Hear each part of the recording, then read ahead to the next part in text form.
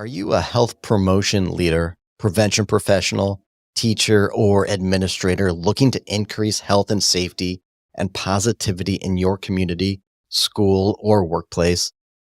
Join us at Big Sky, Montana, or via live stream this June 20th through 23rd for the 2023 Montana Summer Institute.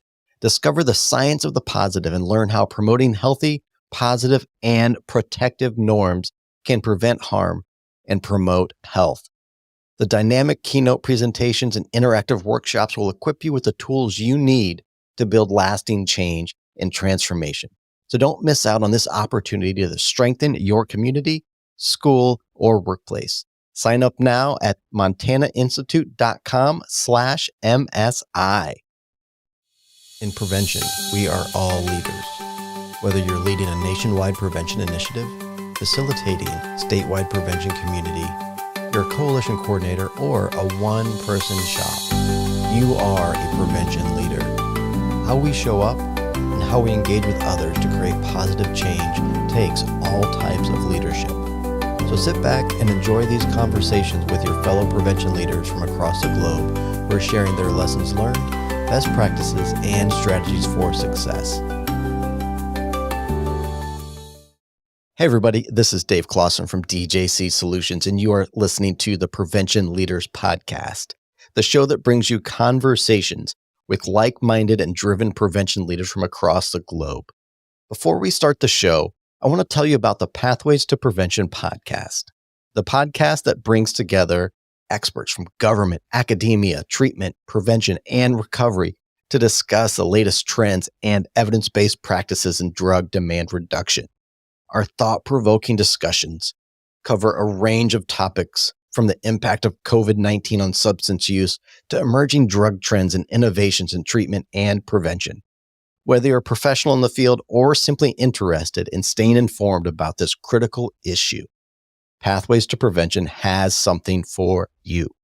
Subscribe to Pathways to Prevention today on your favorite podcast platform. Today, we're talking with Nichole Dawsey, who is the executive director at Prevent Ed, where they work to reduce or prevent harms of alcohol and other drug use through education, intervention, and advocacy. They're a preeminent agency working toward a community free of alcohol and other drug addiction, misuse, and related problems. On this episode, we'll discuss everything there is from prevention podcasting to a magical youth leadership event and the oh so important universal prevention. Thanks for joining us, Nichole. Thank you so much for having me. Oh, all right. So we'll save it for a minute, but listeners, the whole reason I got connected with Nichole is their amazing podcast and their solid social media content. Saw them, tuned in, checked out their show. I was like, okay, need to bring them on the Prevention Leaders podcast. So that's why we are here. But Nichole, can you tell us a little bit about yourself?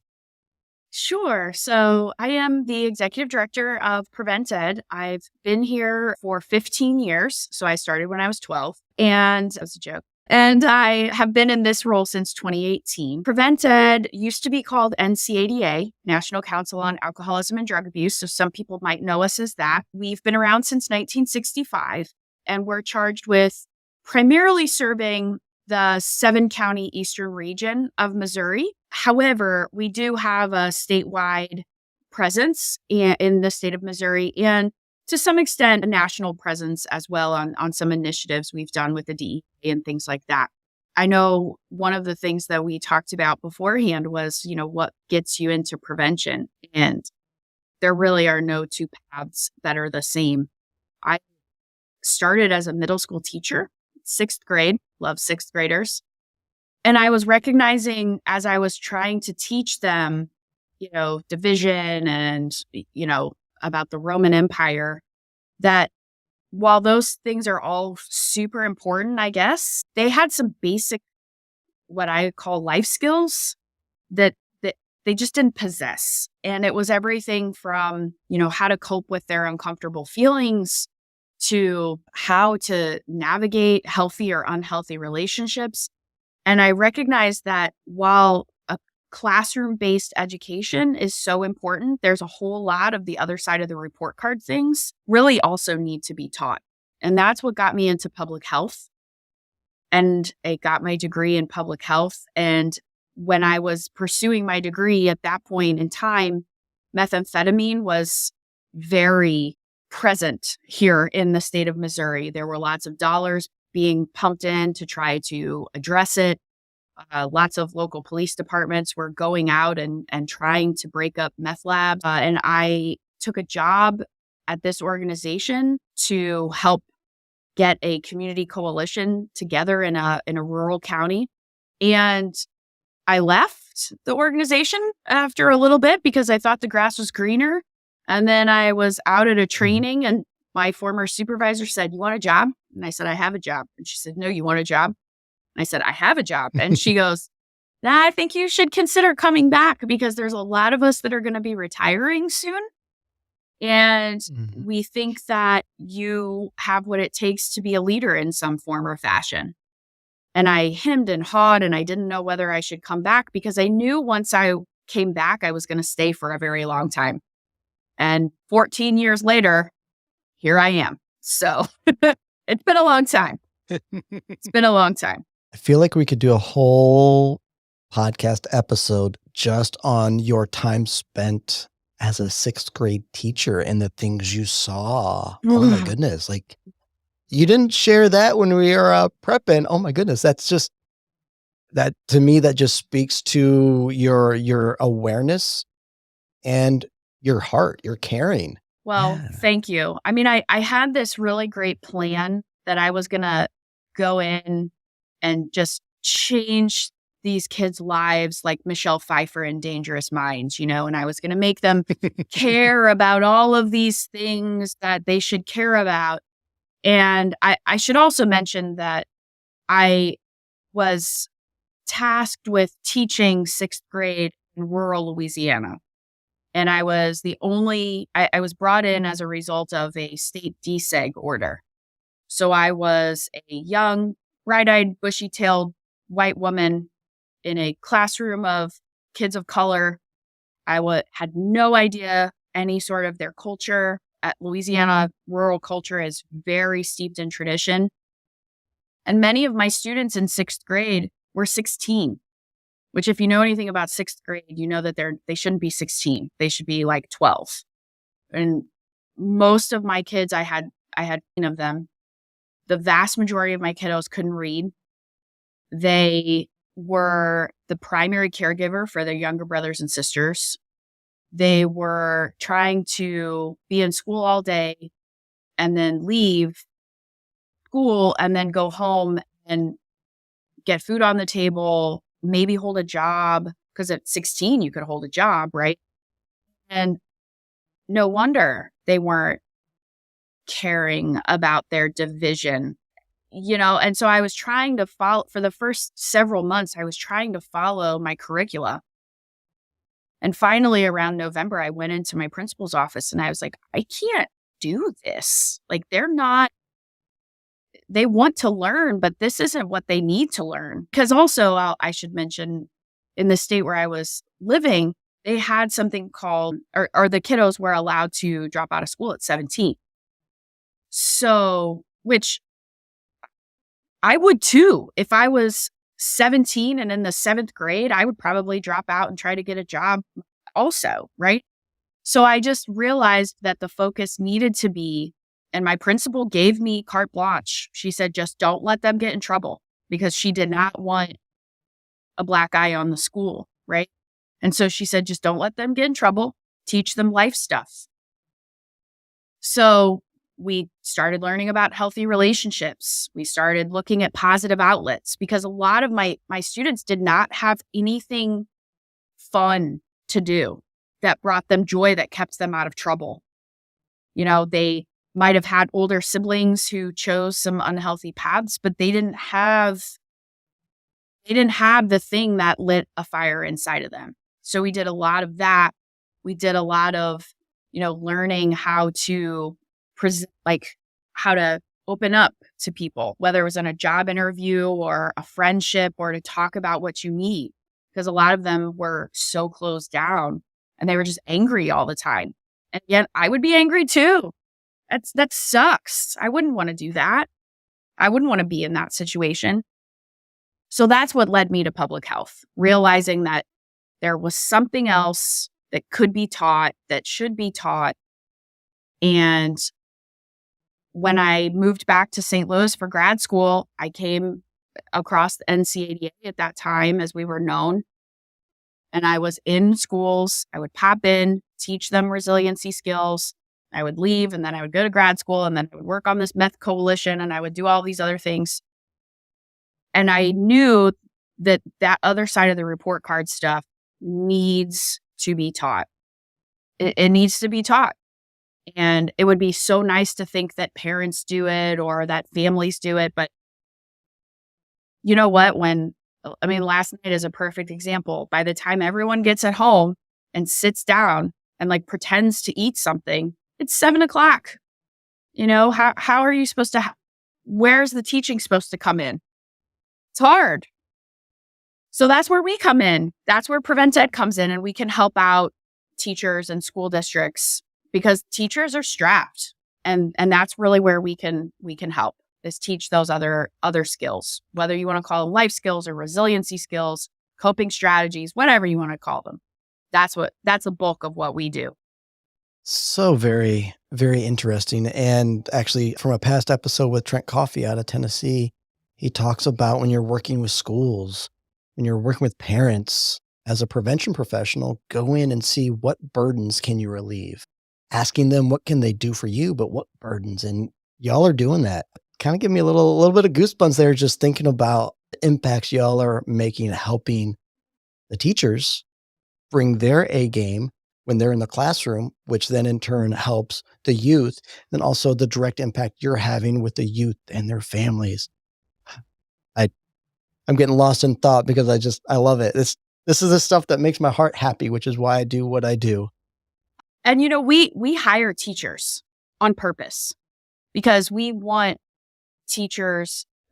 staff who understand the restraints that teachers have. We want educators and staff who understand that a teacher is, yes, they might have left the school building at 3:30, but they've gone home, they've done lesson planning, they've probably done some check-ins with caregivers.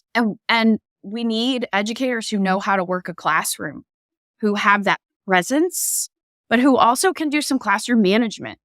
Because sometimes, yes, most of the teachers, when we go into the classrooms, and we go in 4 times. And so it is possible for kiddos to have us every year from kindergarten through 12th grade. So by let's say 3rd grade, they have a relationship with us. So it's possible. We always like to say that the teachers stay in the classroom when we're there. And that is the bulk of the time. However, sometimes the teachers just need to go to the bathroom. Sometimes the teachers need to get a drink of water, for Pete's sakes. And so when we hire educators, we say that, yes, you are here to serve kids. And that's awesome. But if you can't work with the adults that are the gatekeepers, whether that's the school secretary, the school custodian, the classroom teacher, if you can't work with them and you can't take something off their plate, they're never going to let you into their classroom, and you're not going to get to work with their kids. That servant mindset, that servant approach, relieve those burdens. I dig it. And in prepping for our conversation, I did a lot of digging around. I already follow you on your social media, especially Instagram. I hang out there a lot. But your website, y'all have a lot going on there.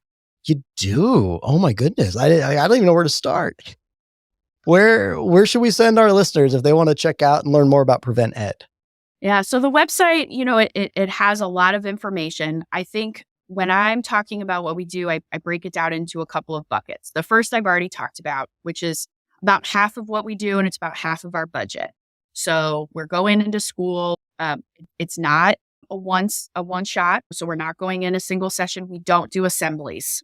We're going in through the counselor time or in through the health teacher's time, kindergarten through 12th grade. But we also know then that kids leave school after 8 hours and go into community.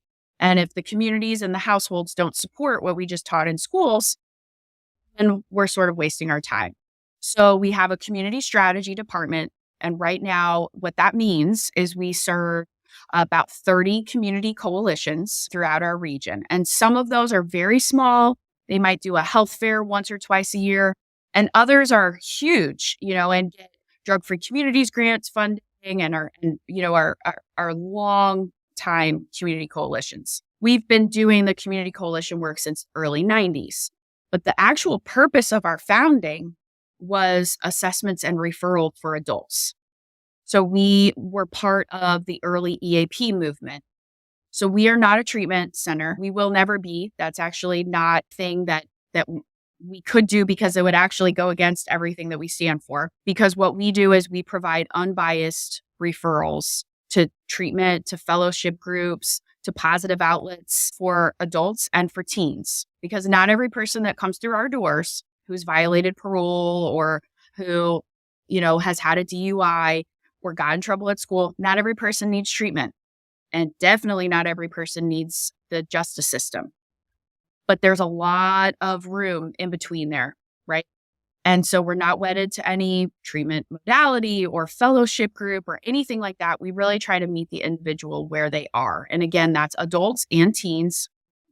Teens, it's no cost. And adults, we ask for $25. If they can't pay the $25, then it's free. In that work, we have counselors, but we also have peers. So one of our newer programs since 2020 is we actually have 5 certified peer specialists, people in long-term recovery with lived experience who are boots on the ground trying to provide people support. And when I describe what that means, there is no typical day, right? It could be looking for somebody that, you saw at a meeting and you knew that they were kind of struggling. And now you think you've heard that they're, standing, asking for money outside of mobile, but you don't really know. So you're going to get in the car and you're going to find them. And then you're going to take them to a meeting. It could be holding somebody's hand while they're trying to get their kid back in court. It could be the fact that somebody's had a reoccurrence and driving them to a treatment center. So it really could be, and is everything and all of that all at once. Other newer work that we've been doing since 2020 is we have a big community engagement department. And what that means is really taking a hard look at areas where we have been and maybe need to take a step back, and areas where we've not been present, either because it's been too hard, because we haven't had the right messengers, or because we haven't had the right approach and the right sensitivity. And so we've really doubled down on our work to make sure that we're elevating community voice and listening to what the community needs. And maybe sometimes that's just for us to take a step back and be quiet. All of that, whether it's the youth work we do, the community work, the peers, another piece is that we offer a lot of professional trainings. So maybe that would be around developmental assets, or whether that's a youth mental health first aid or ethics. So it's a lot, and it's all entirely within mission, right? Which is to reduce or actually prevent the harms of alcohol and other drugs through education, primarily, that early intervention piece, but also advocacy. So we're advocating at a state, local, sometimes national level about common sense, public health, substance use policies, and getting people fired up.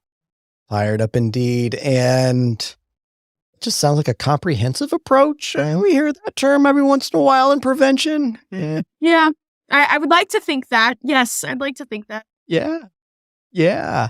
Oh, we could probably just talk about each and every one of those for a long time. One thing that popped in my head was a quote that I had heard, and I'm going to do a disservice to the originator because I don't remember who said it.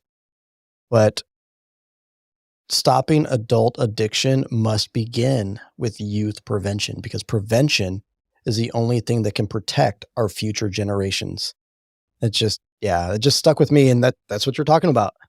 We got to talk about your podcast. It's on all the platforms. I listen on Spotify. I also get a kick out of the reels on Instagram. Y'all go follow their Instagram. Solid contact. But Tell us about it.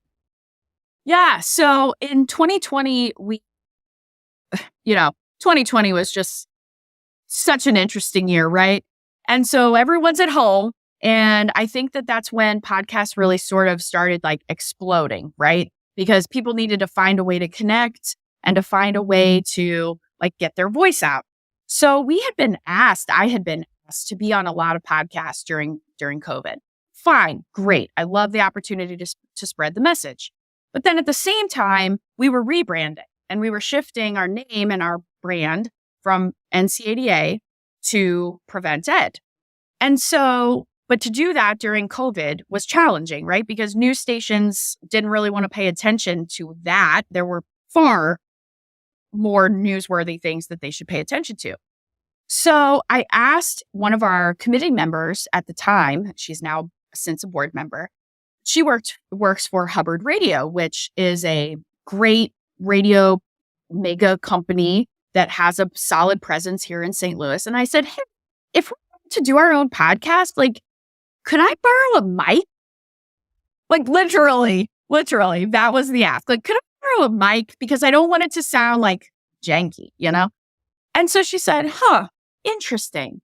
So she asked me a couple more questions about what I was looking to do. And I said, I just want a megaphone for what we do because it's hard to understand prevention, SUD, and its tentacles when you're dealing in 30-second sound bites.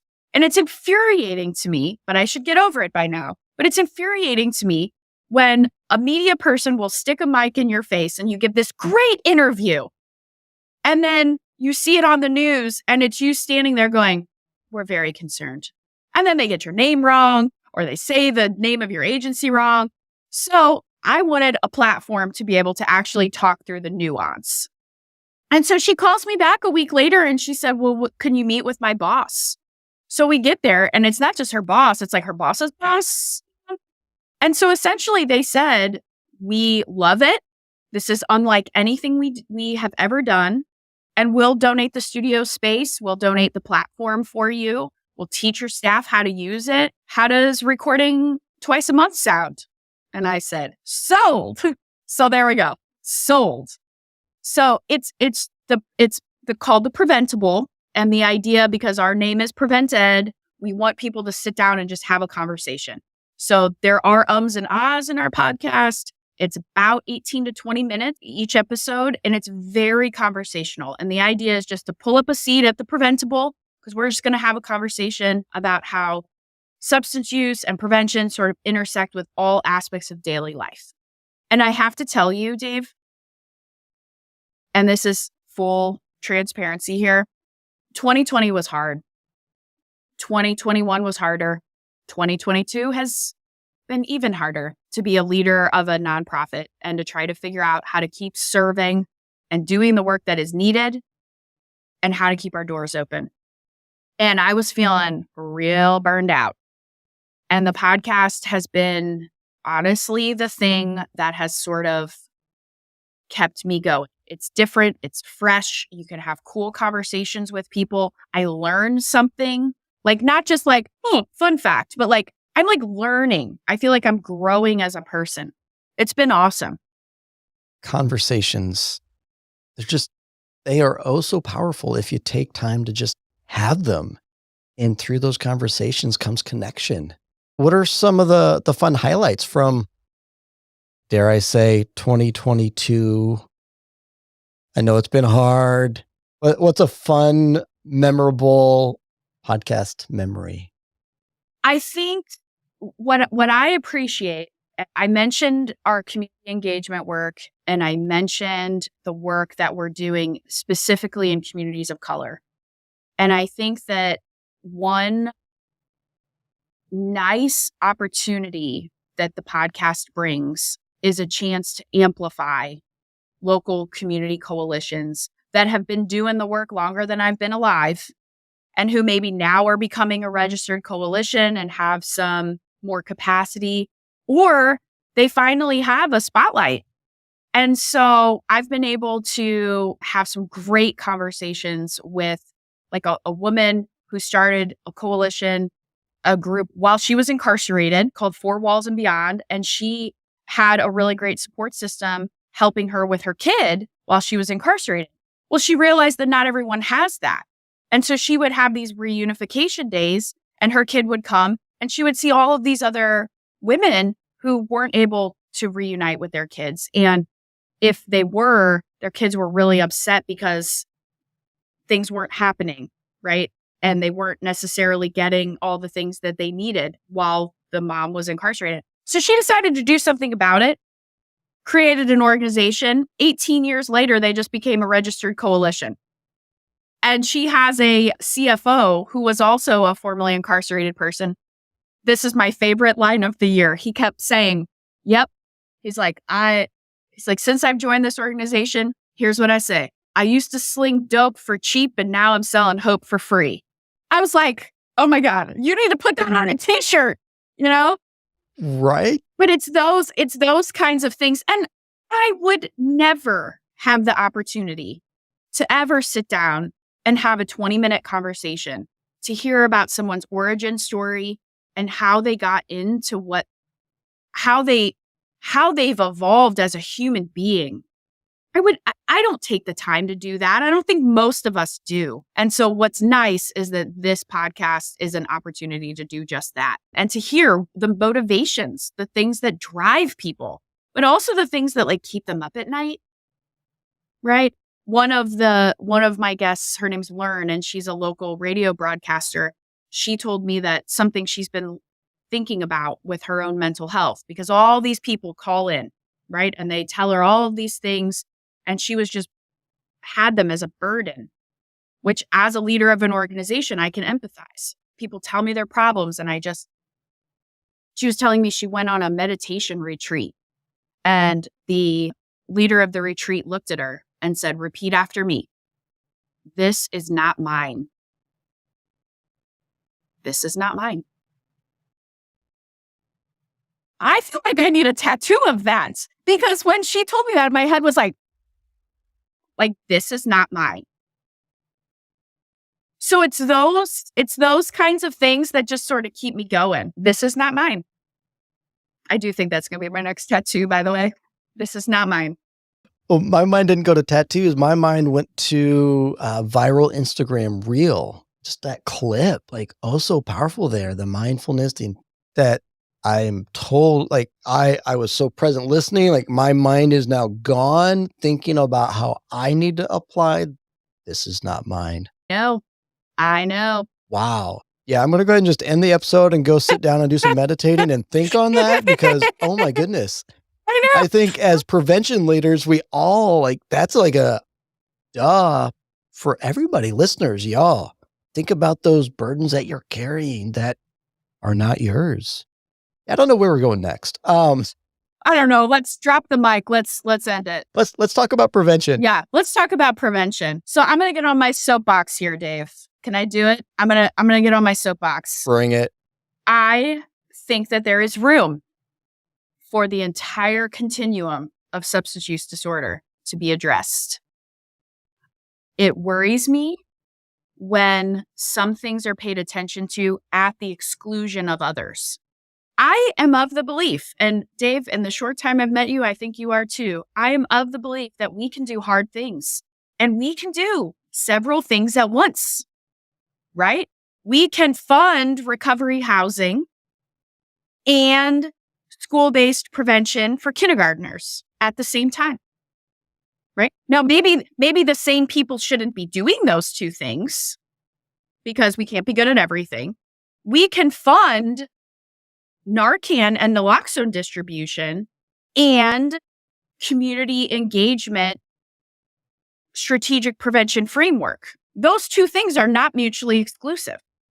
And if we're going to actually make a dent in substance use disorder, whether it's meth, whether it's opioids, whether it's cannabis, whether it's the next thing that we have no idea what it is, we have to take a systemic approach.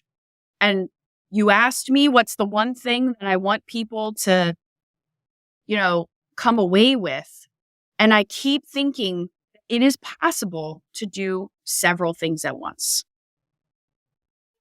does not have to be exclusionary. And why is this important? Why is this top of mind? Because our states have more money than they've ever had, specifically for SUD, right? Between ARPA, between opioid settlement money, between the opioid settlement dollars that haven't even been thought of yet because there's still so much litigation flying around. We have a lot of resources. And I think, unfortunately, we're lacking a comprehensive strategy that is from birth to death and everywhere in between, right? So that seatbelts as a car safety, right? We're talking about seatbelts. We're talking car seats. We're talking protecting people against drunk driving. We're talking airbags. We're talking the car manufacturers making cars, tougher. There's all sorts of strategies to go towards people being safe when they're riding in cars. Road improvements, all of these things can happen at the same time. And that, I think, is what's missing right now. And I'm struggling because I don't know who, if anyone, is leading the conversation about all of the necessary components. And that honestly makes me a little concerned. And I've been part of conversations lately where it's universal prevention is the most important thing. Respite is the most important thing. Peers are the most important thing. Harm reduction is the most important thing. There's no one most important thing. You don't have one favorite kid. You don't have one favorite dog. I mean, maybe you have a favorite dog, but you know what I mean? I have a favorite dog. I do too. We only have one dog right now. Oh, okay. So, yeah. I have a favorite dog because this is the dog that listens to me. But when it comes to strategies, you can have many.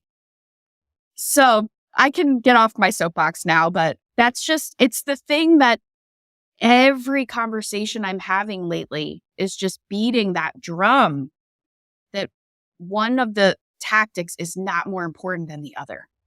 Because this issue's far too big, Dave. It is far too big. So one of my little rants or soapboxes runs kind of parallel, very similar. It's that culture is the strategy. Culture. And I feel often in prevention, we get so focused on tactics, but we call them strategies. This is an evidence-based strategy.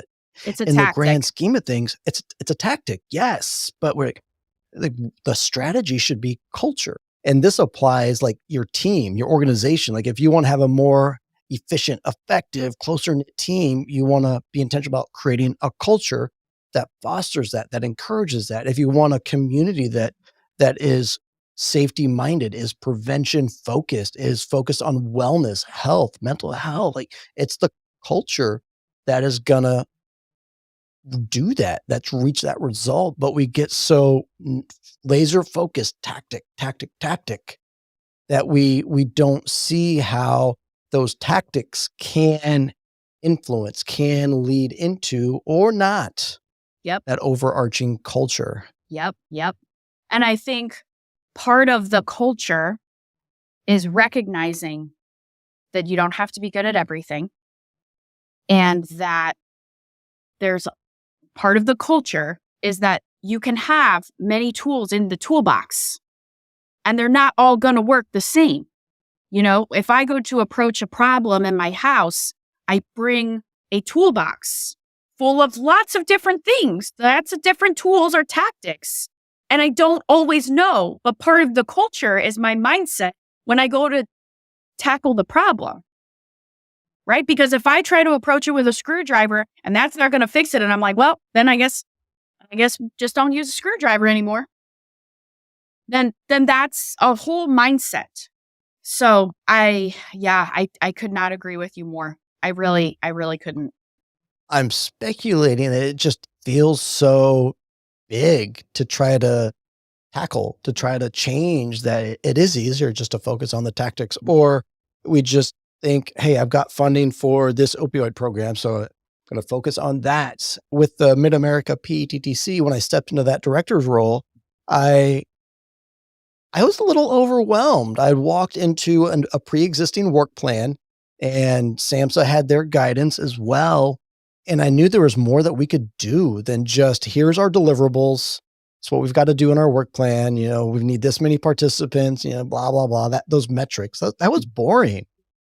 But I saw the potential that we might be able to create a ripple in the culture across the region. And so my two playbooks that I use for those 3 years was Simon Sinek's Start With Why, and then The Culture Code by Daniel Coyle. Not prevention books at all. Nothing to do with prevention. But those were my playbooks. And the goal was to create a culture of community across the 4-state region so that we can come together and support each other in our work. And that was the goal. And so all that we did, the community of practice, all of the virtual training, everything was really meant to spark connection and collaboration to bring folks from Kansas together with folks in Missouri or Iowa or Nebraska so y'all can help each other, because that's where the power is. I'm going to hit pause on my soapbox. So it's so funny, Dave. And no, it's funny because when I stepped into this role, my two sort of guiding books were Crucial Conversations, because I think we need to have more of those. And it's hard for me. I'm not great at having them. But then also The Advantage, which is all about building a team and surrounding yourself with strong team members. But I think you mentioned funding, and I think that's one reason, a huge reason, why we get so tactical and why we sort of get laser focused. It has everything to do with how long funding lasts. If you have funding for 1, 2, or 3 years, you've got to do it and hope to goodness that you get some metrics.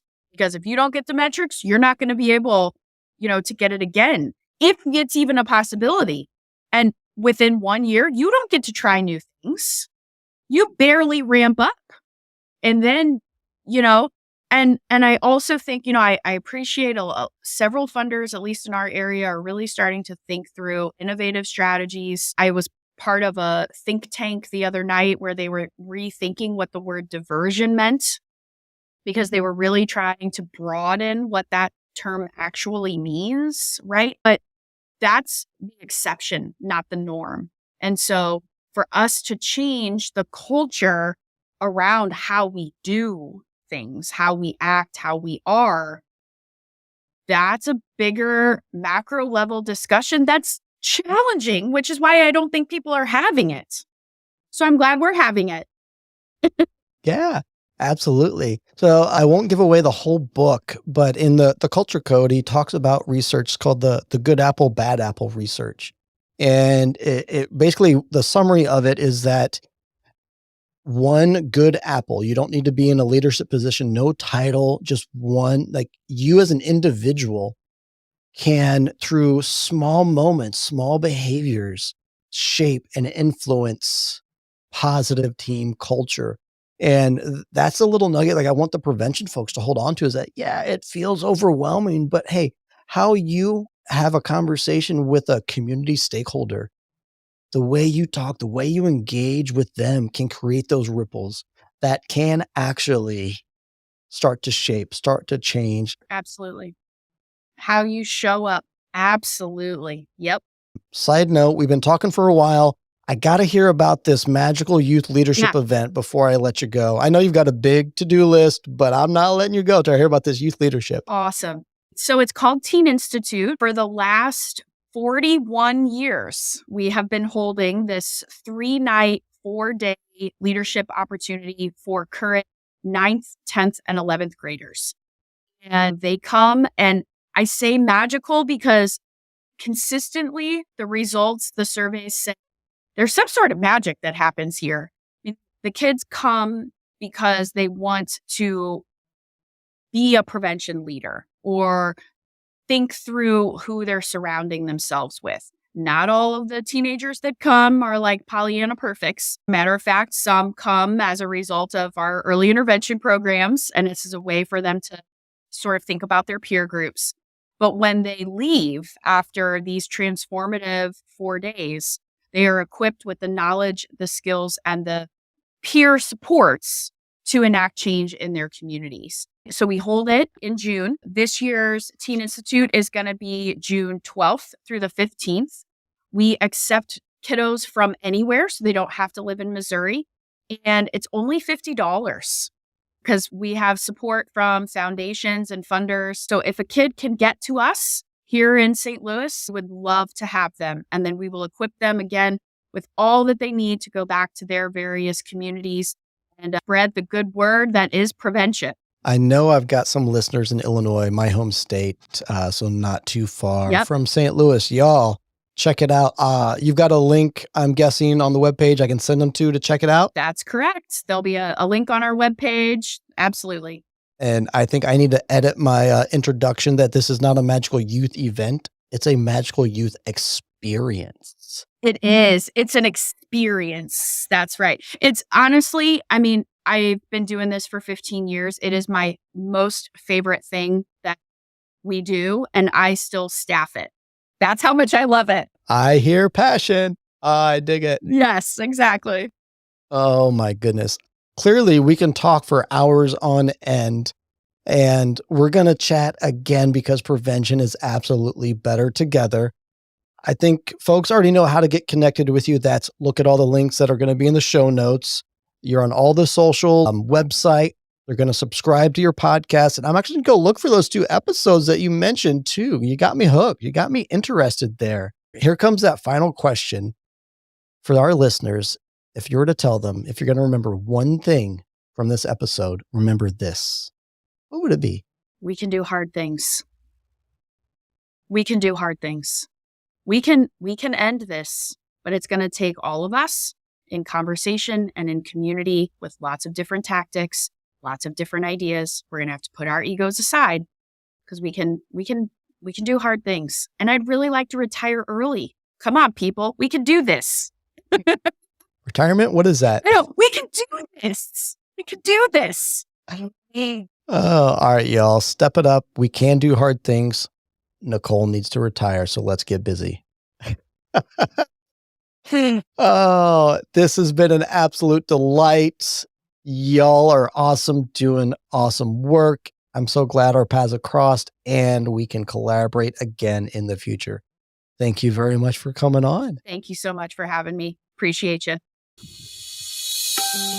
That concludes this episode. Thanks for tuning in. Be sure to hit the subscribe button and share this episode with a friend before you leave. And we look forward to seeing you on social media because prevention is better together. Together, we are stronger.